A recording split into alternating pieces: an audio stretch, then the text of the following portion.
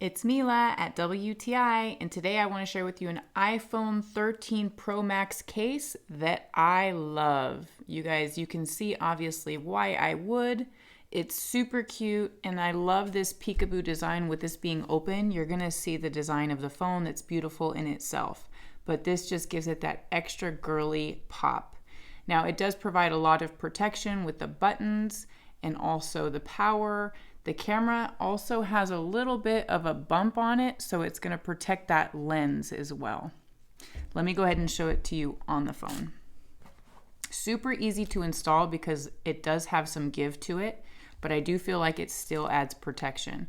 So you just simply put it over your phone and push it in, and there you have it. It is installed. Super easy. Now, I love the look of this phone on the white and silver, but I'm pretty sure it would look good on all colors. But you can just really see those details because of the color.